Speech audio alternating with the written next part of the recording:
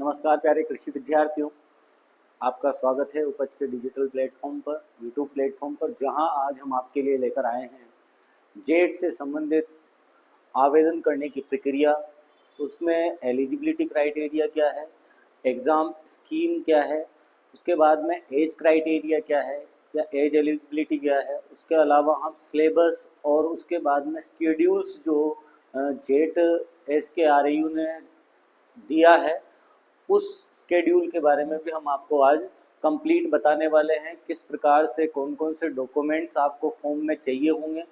इसलिए आप जो है अभी तक अगर इस चैनल पर नए हैं तो आप इस चैनल को सब्सक्राइब करें, ताकि आपको नई नई अपडेट बिल्कुल ही सटीक तरीके से और शुद्ध मायने में आपको मिल सके। तो आज हम जो है वो सारी चीज़ें डिस्कस करेंगे और साथ में सिलेबस जो दिया हुआ है उसके अकॉर्डिंग क्या किताब आपकी ज़रूरी है वो पढ़नी है, उसके बारे में भी हम आज चर्चा करेंगे। तो आगे बढ़ते हैं इस वीडियो में। हमारे पास जो है देखो, सबसे पहले ये फ़ोटो जो है दिया हुआ है यहाँ पर। मैं आपको एक चीज़ साझा करना चाहता हूँ कि इस बार जो है वो एग्ज़ाम करवाने की जिम्मेदारी जो है वो किसकी है। एग्ज़ाम हेल्ड कराने का, आयोजित करने की जिम्मेदारी स्वामी केशवानंद कृषि विश्वविद्यालय बीकानेर द्वारा ये एग्ज़ाम करवाया जाएगा, अर्थात SKRAU द्वारा ये एग्ज़ाम करवाया जाएगा। आपका आवेदन आज से ही प्रारंभ होगा, परंतु अभी तक जो है आवेदन प्रारंभ नहीं हुआ है। पोर्टल पे आवेदन प्रारंभ जो होगा वो 4 बजे से होगा और किस प्रकार से आवेदन करना है इसकी संपूर्ण जानकारी मैं आज आपको यहाँ इस वीडियो के माध्यम से देने वाला हूँ। तो आप कंप्लीट इस पर जुड़े रहे। तो मैंने ये फ़ोटो आपको जो है बिल्डिंग, यूनिवर्सिटी बिल्डिंग का फ़ोटो यहाँ पर लगा कर के दिखाया है। अब आपको मैं एक और चीज़ बता देता हूँ कि जब भी आप फॉर्म भरने के लिए जाएं या फिर आप जैसे बुकलेट वगैरह को ध्यान से पढ़ेंगे, वैसे ये वीडियो देखने के बाद में आपको बुकलेट पढ़ने की कोई ज़रूरत नहीं है। सारी बुकलेट को मैं यहाँ आपको बिल्कुल ही सिंपल तरीके से और बहुत ही कम शब्दों में यहाँ डिस्कस में आपसे करने वाला हूँ। तो सबसे ज़रूरी चीज़ ये है कि अभी जो है हम जेड 2025 अगर हम डालते हैं तो हमारी कोई साइट ओपन नहीं हो रही है। तो क्या कारण है कि ओपन नहीं हो रही है, तो इसके लिए ऑफिशियल साइट जो है वो मैं आपको बता देता हूँ कि उसके लिए ऑफिशियल साइट क्या है। उसके लिए ऑफिशियल साइट जो रहेगी और किसी भी अन्य साइट पर यह पोर्टल ओपन नहीं होगा। तो ऑफिशियल पोर्टल जो होगा वो क्या है आपका www.skreu2025.com। यह आपका पोर्टल है जिस पोर्टल पर ही केवल और केवल साइट ओपन होगी, जेड की साइट ओपन होगी। ये पोर्टल मैं आपको खोल करके बताऊंगा भी। पोर्टल खुलने के बाद जो है आपको गाइडलाइन में जाना है और गाइडलाइन में आपके 3 तरह के यहाँ पर इंटरफेस खुलेंगे। जेड, उसके बाद में प्री पीजी के बाद में पीएचडी के लिए जो एंट्रेंस एग्जाम होंगे। तो आपको जेड वालों को जो है वो जेड पर ही क्लिक करना है। इसके बाद में आपको जो है आपका लॉगिन करने के लिए आपको जो है एप्लीकेशन फॉर्म और पासवर्ड जो कि आप खुद जनरेट करोगे, वो यहाँ पर ऐसा इंटरफेस खुल जाएगा और आप जो है वो पासवर्ड उस मोबाइल पे OTP आ जाएंगे और उसके बाद में उसी मोबाइल नंबर से आपका सारा का सारा काम होगा। जो काउंसलिंग तक का जो काम होता है वो सारा का सारा होगा। तो सबसे ज़रूरी सूचना यह है कि आप अपने खुद के मोबाइल ही डालें या अपने खुद के क्लोज रिलेटिव के मोबाइल नंबर ही यूज़ करें, ना कि ई मित्र वाले के यूज़ करें। और जो पासवर्ड है, पासवर्ड संबंधी जानकारी को बिल्कुल ही गुप्त रखें, क्योंकि कोई भी व्यक्ति के द्वारा जो है आपके पासवर्ड को लेकर के और आपके जो पर्सनल इंफॉर्मेशन है जेड वेबसाइट पोर्टल पे वो आपकी डिस्टर्ब की जा सकती है, इसलिए ये किसी के साथ साझा ना करें, ये अत्यंत महत्वपूर्ण जानकारी है। अब हम आ जाते हैं कि इसमें जो है एज क्या रहेगी, एज क्या रहेगी। अब एज जो रहेगी वो मैं आपको बता देता हूं। एज 31 अक्टूबर 31/10/2025 के अनुसार 2025 के अनुसार न्यूनतम एज 16 वर्ष होनी चाहिए। 16 वर्ष का विद्यार्थी होना चाहिए, तब जाके वो इस फॉर्म को भर सकता है। और मैक्सिमम एज जो है वो कितनी रहेगी, 25 ईयर मैक्सिमम एज रहेगी।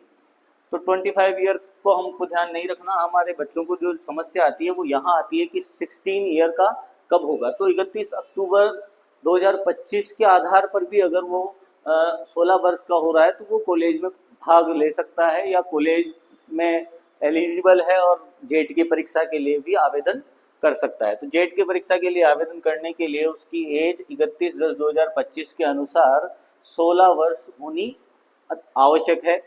अब हम बात कर लेते हैं एज के बाद में, ये हमने एज के क्राइटेरिया की बात कर ली। एज के बाद में बात करते हैं क्वालिफिकेशन क्या होगी, क्वालिफिकेशन या योग्यता क्या होनी चाहिए। तो योग्यता जो है वो 12th पास वो होना चाहिए। जैसे अपीयरिंग का वो अपीयरिंग फॉर्म वो भर सकता है, 12th पास योग्यता है। तो इस योग्यता के आधार पर एक और चीज मैं आपको बता देता हूँ, जिसके सप्लीमेंट्री अगर किसी सब्जेक्ट में आ जाती है, सप्लीमेंट्री अगर किसी सब्जेक्ट में रहती है तो वो ये इस परीक्षा के लिए योग्य नहीं होगा। जिस भी विद्यार्थी के सप्लीमेंट्री है या किसी भी एक सब्जेक्ट में वो फेल है तो वो इस परीक्षा को नहीं दे पाएगा। एक और बात कि मिनिमम परसेंटेज क्या होनी चाहिए। मिनिमम परसेंटेज जो होनी चाहिए, मिनिमम परसेंटेज वो 50 होनी चाहिए, मिनिमम परसेंटेज 50 होनी चाहिए। और कैटेगरी वाइज जो है वो 5% की छूट मिल जाती है, जैसे कि दिव्यांग के लिए और SC ST के लिए जो है वो 5% की इसमें छूट मिल जाती है। तो वो 45% लाकर भी इस जेट के फॉर्म को भर सकते हैं। क्लियर, ये यहाँ तक मैंने क्वालिफिकेशन की, एज की बात की। और अब हम बात करते हैं इसी के अलावा आगे बढ़ते हुए कि जो फॉर्म है वो कितने बजे ओपन होने वाले हैं। तो दिनांक 28 अप्रैल को, मतलब आज से 4 PM को पोर्टल ओपन होगा और पोर्टल ओपन होने के बाद में आप वहां आवेदन कर सकते हैं। आवेदन करने के लिए शुल्क क्या है, फीस क्या रखी गई है। तो फीस के बारे में हम बात कर लेते हैं कि क्या चार्जेस होंगे, फीस क्या होगी। तो फीस जो है वो 1750 रुपये जो है वो जनरल के लिए है, 1750 रुपये ये जनरल के लिए फीस है। उसके बाद में 1450 रुपये जो है वो OBC, EWS, SC ST के लिए ये फीस और दिव्यांग के लिए, फिजिकल हैंडीकैप्ड के लिए ये फीस रहेगी। ठीक है, ये फीस की बात हमने कर ली कि क्या फीस रहेगी। अगर मान लो वो पेनल्टी के साथ में भरता है, जैसे 1 मंथ का आपको पूरा ड्यूरेशन यहाँ पर दिया गया है, 1 मंथ का ड्यूरेशन है जिसमें आपको फॉर्म फिल करना है। अगर आप इस 1 मंथ में फिल नहीं कर पाते हो तो आपको 3 दिन एक्स्ट्रा दिए जाएंगे, 3 डेज। उसमें 500 के अतिरिक्त शुल्क के साथ, अतिरिक्त शुल्क के साथ वो फॉर्म भर सकता है, अतिरिक्त शुल्क के साथ फॉर्म को फिल कर सकता है। उसके बाद में वो एलिजिबल नहीं होगा, मतलब 31 मई के बाद में फॉर्म नहीं भरे जाएंगे। ये यहीं तक जो है फॉर्म फिल करने का एक चलेगा, जो 1 महीने का पूरा समय है आपके लिए। 28 से 28 तक, 28 अप्रैल से 28 मई तक का समय है। अब एक और चीज़ यहाँ पर देखने को कई बार सुनने को मिलती है बच्चों से कि क्या क्या डॉक्यूमेंट जो है आवश्यक होंगे। तो दस्तावेज क्या क्या चाहिए, दस्तावेज या डॉक्यूमेंट्स क्या क्या चाहिए। सबसे पहली चीज़ है आपको आधार कार्ड लेकर जाना पड़ेगा। दूसरी चीज़ आपको पासपोर्ट साइज फोटो, जो कि आपके एडमिट कार्ड में भी सेम फोटो ही लगेगा। उसके बाद में आपका दायां थंब इम्प्रेशन,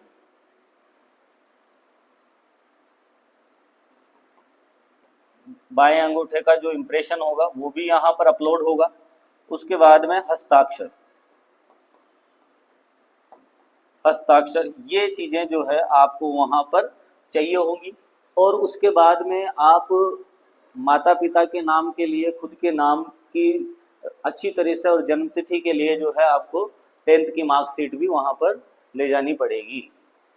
10th की मार्कशीट भी आपको चाहिए होगी, ताकि वहां पर जो है वो ई मित्र वाला या जैसे भी आप फॉर्म भरते हो वो बिल्कुल ही सहूलियत के साथ इस फॉर्म को फिल कर दें। ये हमने बात की थी किसकी, दस्तावेज की भी बात कर ली। नेक्स्ट हम चर्चा करेंगे इसी में कि एग्जाम स्कीम क्या है। एग्जाम स्कीम क्या होगी, एग्जाम के बारे में मैंने बता दिया कि 120 क्वेश्चंस रहेंगे, 40 क्वेश्चंस ईच सब्जेक्ट, 40 क्वेश्चंस। ये मैं एग्रीकल्चर वालों के लिए बात कर रहा हूँ। एग्रीकल्चर वालों को एग्रीकल्चर, बायोलॉजी और केमिस्ट्री का पेपर यहाँ पर देना है। Agriculture plus biology plus chemistry, total question जो रहेंगे वो 120 रहेंगे। एक क्वेश्चन जो है वो 4 नंबर का रहेगा। टोटल मार्क्स जो होते हैं आपके 480 होते हैं। माइनस मार्किंग जो है वो 1 नंबर की रहेगी, माइनस मार्किंग। उसके बाद में ये जो पेपर होगा वो ऑफलाइन मोड पर होगा, ऑफलाइन मोड पर ही जनरली कराया जाएगा। उसके अलावा ऑफलाइन मोड पर ये पेपर होगा ही। दूसरी चीज क्या है, इस पेपर में 5 ऑप्शन आपको देखने को मिलेंगे, 5 ऑप्शंस रहेंगे, जिसमें से एक ऑप्शन जो है वो अनुत्तरित या अनअटेम्प्ट का ऑप्शन रहेगा, नंबर 5 ऑप्शन। तो आपको पूरे के पूरे जो है OMR सीट में हर क्वेश्चन को अटेम्प्ट करना है। जिस क्वेश्चन को आप छोड़ना चाहते हैं उस क्वेश्चन के लिए 5वां गोला जो है वो भरा जाएगा, अर्थात वो क्वेश्चन क्या माना जाएगा, अनअटेम्प्ट माना जाएगा या अनुत्तरित माना जाएगा। तो इस तरह का परीक्षा पैटर्न रहेगा। अब हम बात कर लेते हैं सिलेबस की। सिलेबस के पहले हम बात करेंगे कि क्या क्या जो है स्केड्यूल हमारे पास है। उसके बाद में हम शेड्यूल की बात करेंगे। शेड्यूल के बाद में हम जो है बात करेंगे कि कौन सी बुक आपको प्रेफर करनी चाहिए और क्या क्या चीज़ें आपको पढ़नी चाहिए उस सिलेबस को कवर करने के लिए, और सिलेबस में क्या क्या चीज़ें आती है और उसको कितना कितना पढ़ना है। इस चीज़ के लिए आप जो है वो रुके रहें और देखते रहें। तो मैं आपको बता देता हूँ सबसे ज़रूरी चीज़ जो है वो क्या है। देखो, नोटिफिकेशन कब आया है, 21 को आया है। उसके बाद में माध्यम से आवेदन कितने तारीख से होने वाले हैं, 28/4 से, मतलब आज से, मंडे से कितने बजे से, 4 PM, मतलब 4 बजे से जो है वो आवेदन प्रारंभ हो जाएंगे। उसके बाद में 28 मई तक जो है, 28 मई तक ये एग्ज़ाम के लिए फॉर्म ऑनलाइन आवेदन कर सकते हो, वेडनेसडे तक, 28 मई तक। उसके बाद में 3 दिन तक जो है वो अतिरिक्त शुल्क के साथ 500 रुपये विलंब शुल्क के साथ आवेदन फॉर्म भरने और ऑनलाइन शुल्क जमा करने की अंतिम तिथि हो जाएगी। तो वो 31/5 तक है, प्लस 3 दिन आपको और दिए गए हैं। सैटरडे तक आपका जो है फॉर्म फिल होगा। एडमिट कार्ड जो है वो उपलब्ध करा दिया जाएगा 24/6/2025 को।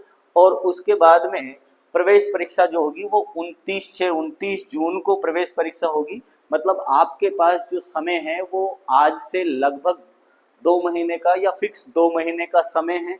2 महीने के समय में किस तरह से हम 50 टॉपिक्स को कंप्लीट करें और जेट में क्वालिफाई हों, तो उसके लिए क्या यह कार्य योजना है। एक बार उस कार्य योजना के ऊपर भी मैं वीडियो लेकर आऊँगा आपके लिए कि क्या कार्य योजना होनी चाहिए अंतिम 60 दिनों के लिए। तो उसमें हम पूरा डिस्कस करेंगे। आज हम सिलेबस के बारे में बात कर लेते हैं। तो आपका जो एग्ज़ाम है वो 29/6/2025 को है। एग्ज़ाम में जो समय मिलेगा आपको, कितना समय मिलने वाला है आपको, जो समय मिलने वाला है वो 11:30 बजे से लेकर के 1:10 तक का समय आपको मिलने वाला है। इस पीरियड में आपको जो है वो पेपर कंप्लीट करना है। तो आज के लिए जो है वो ये जानकारी थी। 2 घंटे और 10 मिनट आपको एक्स्ट्रा मिलते हैं OMR सीट भरने के लिए। तो 1:10 तक आपका पेपर रहेगा 29 को। ये तो था हमारा शेड्यूल। और शेड्यूल में जो है वो ऑनलाइन काउंसलिंग है तो ऑप्शन फॉर्म जो है वो 28/7 को खुलेंगे, मतलब जुलाई में खुलेंगे, 1 महीने बाद। तब तक आपका रिजल्ट का जो ये चलता रहेगा। 5 दिन बाद रिजल्ट आ जाएगा, डिक्लेयर कर दिया जाएगा। फिर उसके बाद में कोई आपत्ति अगर देना चाहेगा तो वो 7 तारीख तक आपत्ति दे देगा। और उसके बाद में फाइनल रिजल्ट की घोषणा जो है वो 16/7/2025 को कर दी जाएगी। ये था आपका स्केड्यूल। स्केड्यूल के बाद में मैं अब आपको बता देता हूं कि किस तरह से हम ओपन करेंगे वेबसाइट को। और वेबसाइट को ओपन, चलो यहाँ पर जो है ये इस तरह का इंटरफेस खुल रहा है। इस तरह का इंटरफेस ये पुरानी खुली हुई है।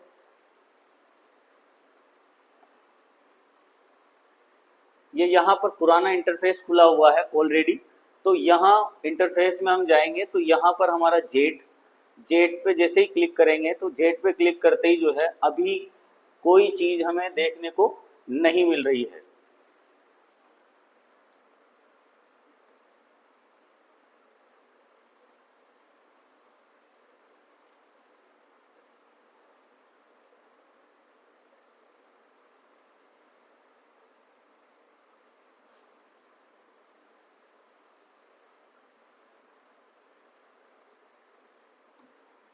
तो आपको अगर मान लो आप यहाँ डाल के देखते हो जेट 2025 और फिर उसके बाद में अगर आप सर्च करते हो तो आपके पास ऐसे इंटरफेस खुलेंगे। जैसे मान लो आपने यहाँ पर खुला तो यहाँ पर आप क्लिक करोगे तो आपको जो है कैसी चीज दिखाई देगी, this site can't be reached, ऐसा दिखाई देगा। तो मतलब ये किसी भी प्रकार के कैसे भी डालने पर ओपन नहीं होंगे। अब हमें पर्टिकुलर यूनिवर्सिटी की साइट भी नहीं खोलनी है। हमें जो डालना है, मैंने आपको बताया कि वेबसाइट ही आपको डालनी पड़ेगी। जैसे कि हमने यहाँ डाला www.jet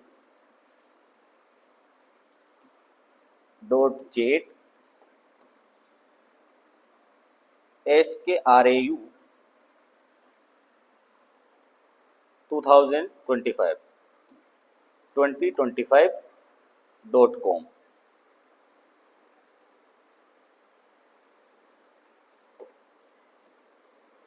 ये आपको URL डालना पड़ेगा, तब जाकर के आपकी साइट ओपन होगी।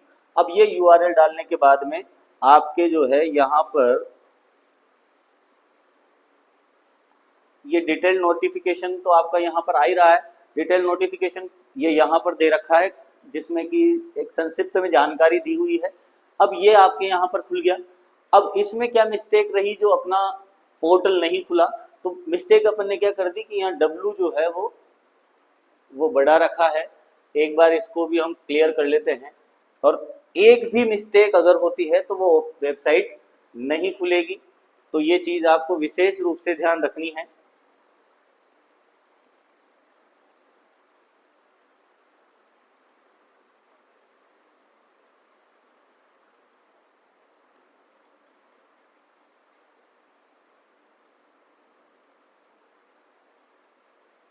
हाँ, यहाँ वेब एड्रेस अपन डाल के देखते हैं।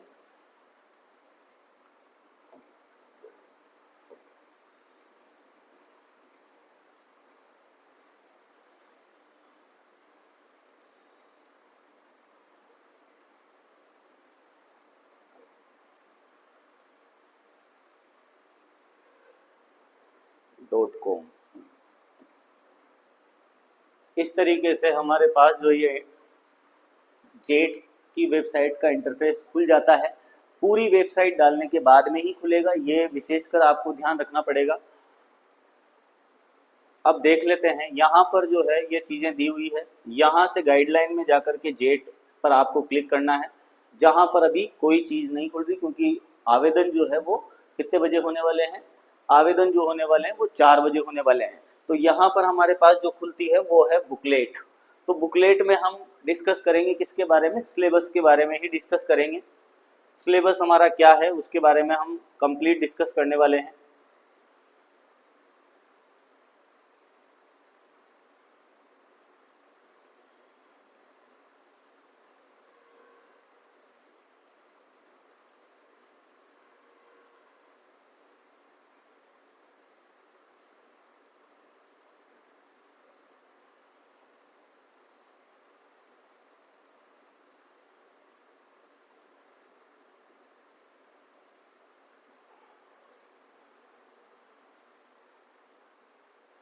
ये हमारा जो सिलेबस है, जैसे कि बात कर लेते हैं आपसे। सबसे पहले जो है वो 15 क्वेश्चन जो है वो किससे आने वाले हैं, आपके एग्रोनॉमी से आने वाले हैं।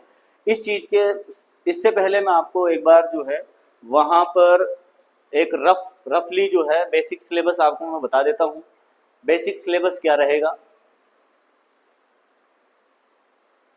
बेसिक सिलेबस आपको जानना बहुत ज़्यादा ज़रूरी है आपके लिए। तो बेसिक सिलेबस क्या है, सबसे पहले बात कर लेते हैं एग्रीकल्चर। एग्रीकल्चर जो है, एग्रीकल्चर में 3 यूनिट आपको देखने को मिलेगी। यूनिट फर्स्ट जो है वो 15 मार्क्स की रहेगी। यूनिट फर्स्ट में भी जो है वो 2 चीज़ें यहाँ पर हमें देखने को मिलेगी। जनरली 3 चीज़ें हम कह रहे हैं, एक तो जनरल एग्रीकल्चर यहाँ पर देखने को मिलेगी। दूसरी जो है एग्रोनॉमी आपको देखने को मिलेगी। एग्रोनॉमी के बाद में आपको देखने को मिलेगी एग्रो इकोनॉमिक्स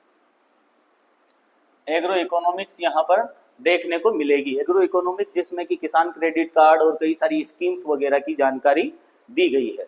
तो ये यूनिट फर्स्ट होगी जिसमें कि 15 क्वेश्चन आने वाले हैं। उसके बाद में यूनिट सेकंड में जो है वो आपको क्या क्या चीज़ें हैं, इसमें भी 15 क्वेश्चन इस यूनिट में से आने वाले हैं, जिसमें कि हॉर्टिकल्चर एंड मशरूम प्रोडक्शन यहाँ पर दिया हुआ है। हॉर्टिकल्चर एंड मशरूम प्रोडक्शन, ये चीज़ आपको यहाँ पर देखने को मिलेगी। उसके बाद में दिया हुआ है, अच्छा हॉर्टिकल्चर का एक डिटेल में सिलेबस दिया हुआ है, एग्रोनॉमी का भी हर चीज़ का डिटेल में सिलेबस जेट वालों ने दिया हुआ है। इससे हमें ये पता लग जाता है कि कितनी कितनी फसलें हमको पढ़नी है, कितनी क्रॉप्स, कितने फ्रूट्स और कितने ऑर्नामेंटल प्लांट और कितने फ्लावर हमें पढ़ने हैं, और क्या क्या प्रिजर्व फूड हमें पढ़ने रहेंगे, कौन कौन से प्रोसेस्ड फूड हमें पढ़ने हैं, इन सब की डिटेल जानकारी है। तो आपको एक्स्ट्रा कुछ भी पढ़ने की ज़रूरत नहीं है। यूनिट थर्ड जो आ जाती है, यूनिट थर्ड में यहाँ पर दिया गया है एनिमल हस्बेंड्री। यहाँ से आने वाले 10 क्वेश्चन, और यहाँ पर क्या आएगी आपके animal husbandry plus bio waste management जिसमें कि बायोगैस, गोबर गैस वगैरह और उसका कैसे मैनेजमेंट किया जाता है, मैन्योर कैसी बनाई जाती है, वो सब चीज़ों की जानकारी बायो वेस्ट मैनेजमेंट के अंतर्गत दी हुई है। ये था हमारा एग्रीकल्चर का सिलेबस जिसमें से 40 क्वेश्चन आने वाले हैं। अगला बात कर लेते हैं हम बायोलॉजी की। अगली बात किसकी करेंगे, बायोलॉजी की बात कर लेते हैं। अब बायोलॉजी में जो है वो 2 सेक्शन यहाँ पर दिए हैं। तो सेक्शन फर्स्ट जो रहेगा, सेक्शन फर्स्ट और सेक्शन सेकंड, तो हर सेक्शन से जो है वो, इस सेक्शन से आने वाले हैं 25 क्वेश्चन और इस सेक्शन से आने वाले हैं 15 क्वेश्चन इस सेगमेंट में से आने वाले हैं। ये सेगमेंट जो है वो ऐसा सेगमेंट है जिसमें 2 तरह की चीजें देखने को मिलेगी आपको।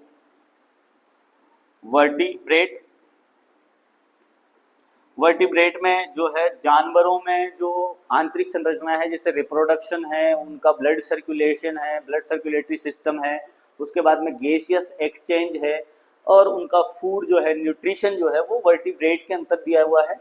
इन वर्टिब्रेट में जो दिया गया है वो पोरीफेरा से लेके, प्रोटोजोआ से लेकर के मोलस्का तक के जो भी जीव है, आर्थ्रोपोडा तक जो भी जीव है, वो सब के सब दिए हुए हैं। उसके अलावा कीट वगैरह सभी दिए हुए हैं और कीटों का नियंत्रण भी दिया गया है। तो ये किसका सेक्शन है, इसमें से कितने क्वेश्चन आने वाले हैं, 15 क्वेश्चन आने वाले हैं। उसके बाद में हम बायोलॉजी में बात करें सेक्शन फर्स्ट, तो इसमें क्या आने वाली है, बोटनी।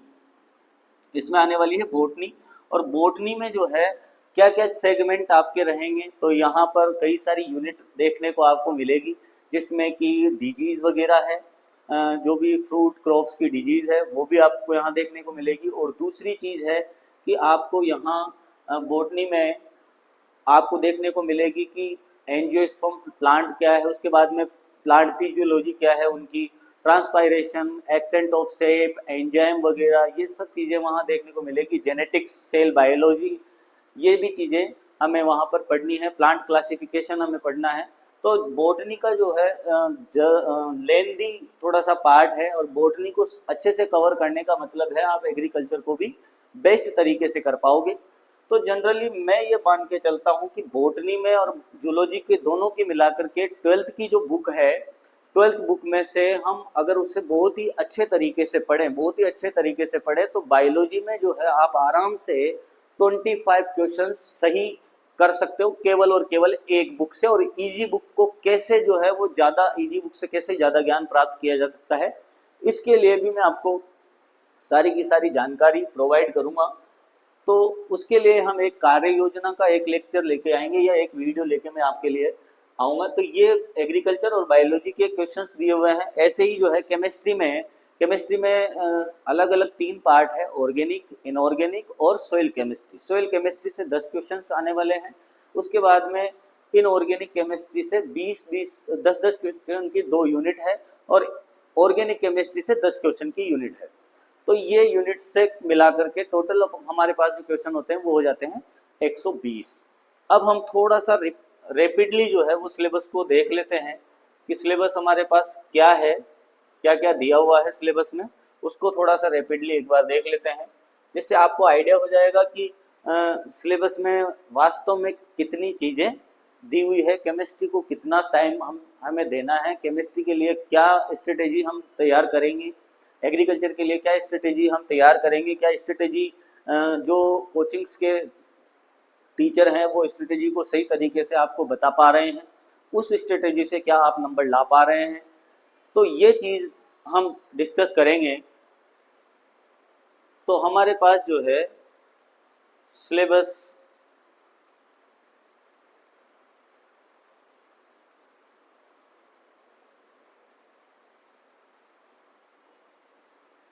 कंप्लीट सिलेबस में आपको बता देता हूँ।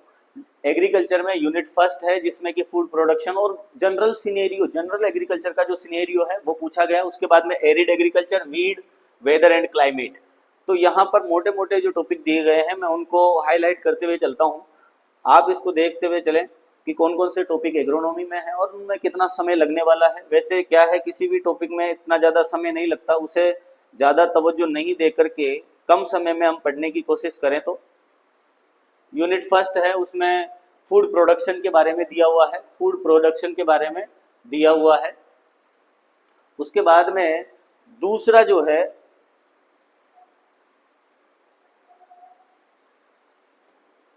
दूसरा दिया हुआ है वेदर एंड क्लाइमेट। ये यहाँ पर आपको दिख रहा होगा, weather and climate. Weather and climate के बाद में वीड यहाँ पर दिया हुआ है, एरिड एग्रीकल्चर दिया हुआ है, सोइल दिया हुआ है, न्यूट्रिएंट एंड फर्टिलाइजर। उसके बाद में इरिगेशन, जल निकास। जल निकास के अलावा जो है यहाँ पर हमें देखने को मिल रहे हैं टॉपिक एग्रीकल्चर मशीनरी। क्या दिया हुआ है, एग्रीकल्चर मशीनरी मतलब यंत्रों के बारे में जानकारी। वाटर ड्रेनेज यहाँ दिया ही हुआ है। तो इरिगेशन और वाटर ड्रेनेज सेम टॉपिक है।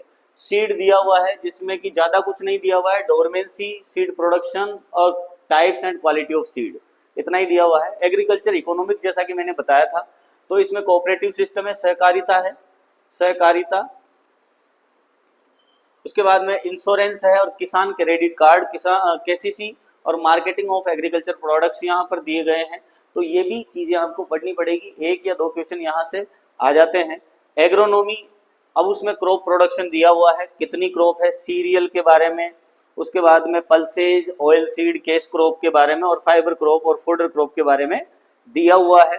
तो जनरली हमारे पास जो क्रॉप्स हैं यहाँ पर, तो 2 क्रॉप फाइबर में है और उसके बाद में 3 क्रॉप केस क्रॉप है और 2 क्रॉप जो है वो फोडर क्रॉप है। तो 4 और 3 7 क्रॉप हो गई। उसके बाद में 5 क्रॉप जो है वो ऑयल सीड की है और लगभग 5 ही आपके पास जो है वो 6 क्रॉप आपके पास जो है पल्सेज है और सीरियल में आपके पास जो क्रॉप है वो है 6। तो 6 और 6 12, 12 और 5 17, 17 के बाद में 4 21 और आपके टोटल जो क्रॉप्स है एग्रोनॉमी में वो 24 क्रॉप है। कितनी क्रॉप है? 24। नेक्स्ट आगे बढ़ते हैं। एक दिया हुआ है ऑर्गेनिक फार्मिंग, जो कि एक इजी टॉपिक है, उसमें कोई आपको टेंशन नहीं लेनी। इतने से पार्ट से आपके क्वेश्चन कितने आने वाले? 15। ये उसके बाद में आता है यूनिट बी। यूनिट बी में जो है वो आपका यहाँ पर दिया गया है ऑर्चार्ड मैनेजमेंट, उसके बाद में study of following important fruits, fruits में कौन कौन से फ्रूट्स दिए हुए हैं, मैंगो, सिट्रस, उसके बाद में बनाना, गुआवा, पोमग्रेनेट, पपाया, ग्रेप्स, ऑनला, बेर, डेट पाम और बेल। तो 1 2 3 4 5 6 7 8 9 10 11 फ्रूट आपके यहाँ पर दिए गए हैं। कितने फ्रूट हैं? 11 फ्रूट ही दिए गए हैं। इससे ज़्यादा आपको बिल्कुल भी नहीं पढ़ना है, 11 फ्रूट से ज़्यादा बिल्कुल नहीं पढ़ना है। उसके बाद में वेजिटेबल दिया हुआ है, वेजिटेबल में इन्होंने जो है वो 4 वेजिटेबल यहाँ दी है, उसके बाद में 4 के बाद में 5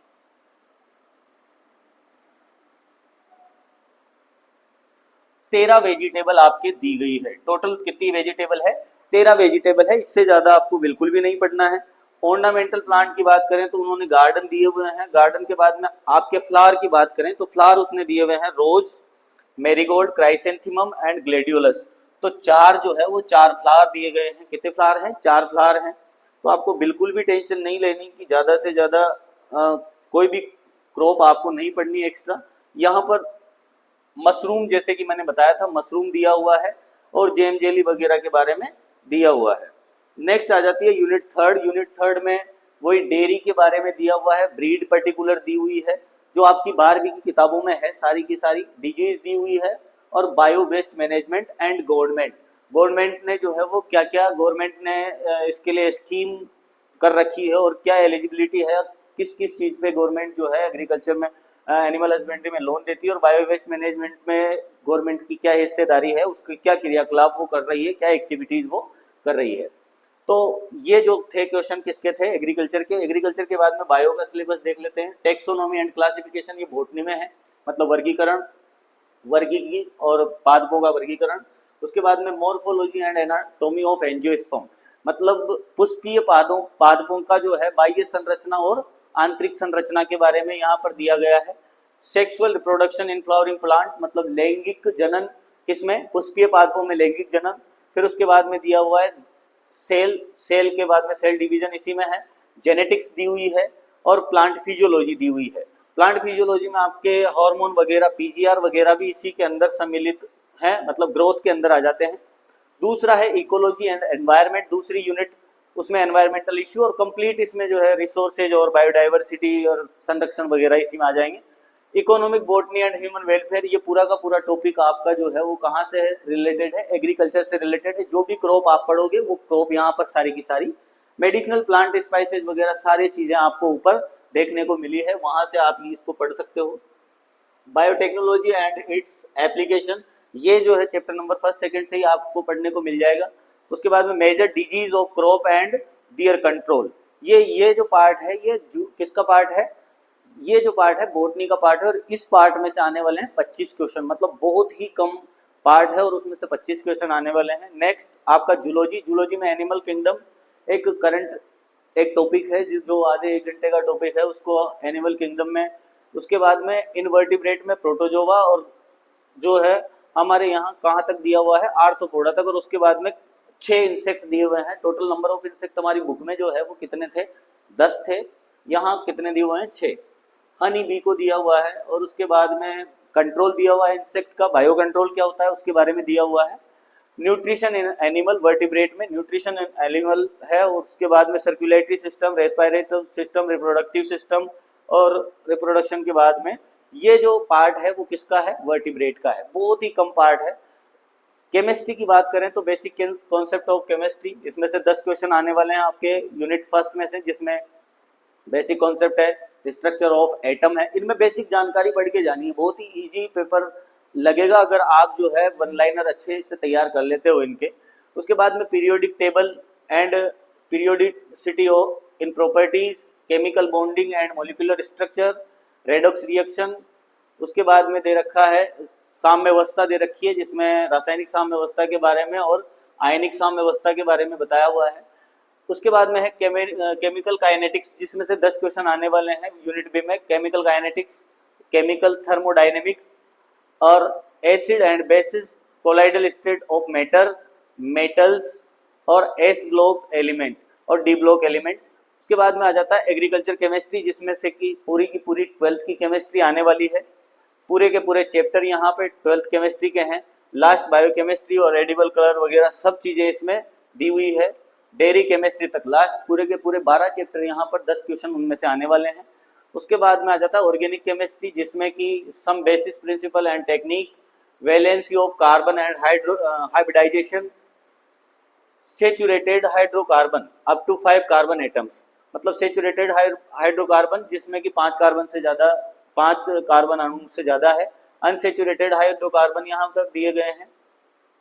उसके बाद में organic chemistry based on functional group, तो यहाँ कितने फंक्शनल ग्रुप दिए हुए हैं, हैलाइड दिया हुआ है, हाइड्रोक्सी कंपाउंड्स दिए हुए हैं।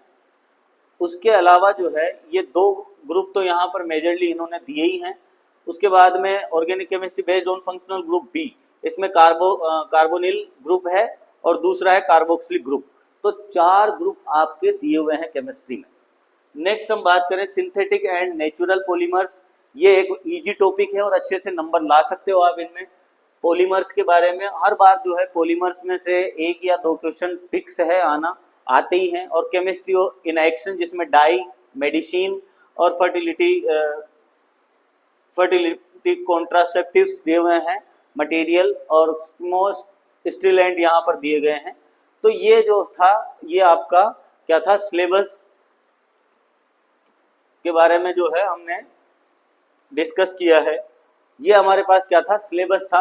अब मैं आपको बता देता हूँ कि ये जो पेपर हमने देखा, ये जो हमने सिलेबस देखा है, इस सिलेबस की कार्य योजना किस प्रकार से बनाई जाए और कैसे जो है हमें ज़्यादा से ज़्यादा मार्क्स लाए जाएं, उसके बारे में हम अगले वीडियो में डिटेल से स्टडी करेंगे और उसके आधार पर ही हमारे आने वाले जो दिन हैं उनमें तैयारी डिसाइड करेंगे। तो आज के लिए इस वीडियो में इतना ही। अगर आपको वीडियो अच्छा लगा है तो आप जो है लाइक और सब्सक्राइब इस चैनल को करें और अपने मित्रों को जो कि एग्रीकल्चर से बिलोंग करते हैं उनको ज़रूर शेयर करें।